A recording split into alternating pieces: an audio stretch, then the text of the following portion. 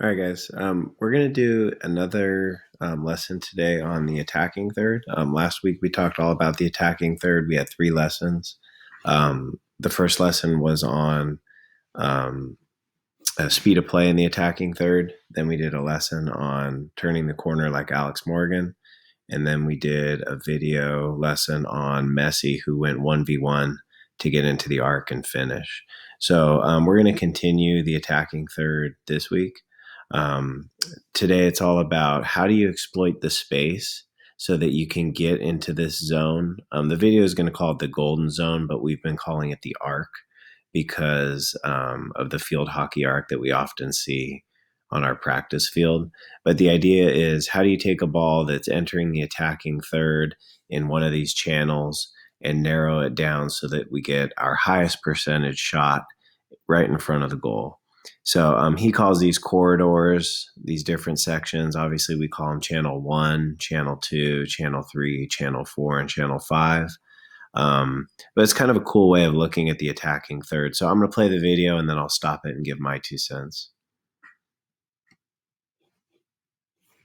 As soon as you enter the golden zone, just shoot.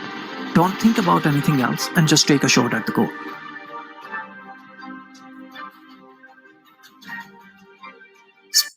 So right here, he's talking about a low midfielder who has the ball deep in channel 3.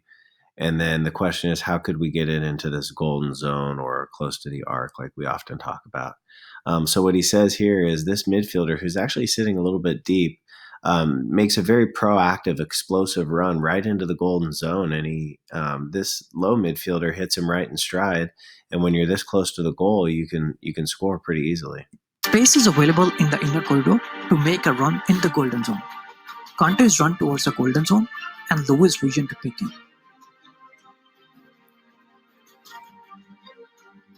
Conte enters the golden zone, and as I mentioned earlier, as soon as you enter the golden zone, just shoot. Conte takes a shot at the goal and he scores. Now, okay, so the next thing he's going to talk about is, what if you have the ball originally not as deep as that last midfielder who delivered the ball, but what if you're a little bit closer? What if you're actually in the box? What if you are in the assist zone? If you have a clear shot at the goal, take it. But if you have a teammate available in the golden zone, then try to pick him if he can be picked easily.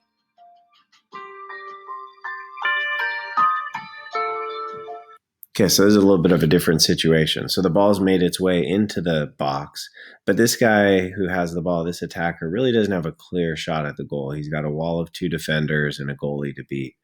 He has a couple options here. He could go a 1v1 and try and beat him to the end line here, turn the corner, and then drop it to the dot. That's one option. He's not going to choose that option. What he is going to try and do, he's going to try and hit one of his fellow attackers in this golden zone, this high percentage zone that we often call the arc. So he's going to do a little bit of movement here, a little bit of 1v1 skills. He's going to get his head up, and he's going to hit one of his friends here, ready to take a shot. The other thing to keep an eye on is how these players make runs, again, into this danger zone to get a nice close range shot. Now Hazard in this case is in the assist zone, but he doesn't have a clear shot at the goal.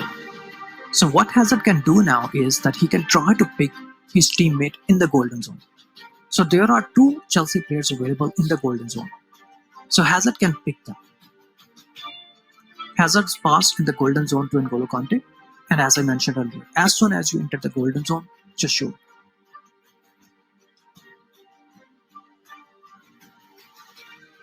Again, Conte enters the golden zone and takes a shot at the goal and scores.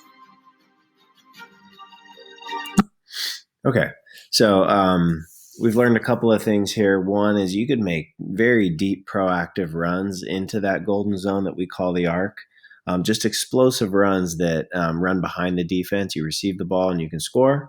The other thing he talked about was decision making. You know, if you find yourself in the box but you don't have a real clear shot at the goal, try and find a teammate who's making a run into that golden zone, into that high percentage area, and get the assist. All right, so hope this helps. We'll talk more about the attacking third and the lessons to come this week, and we'll talk to you guys later.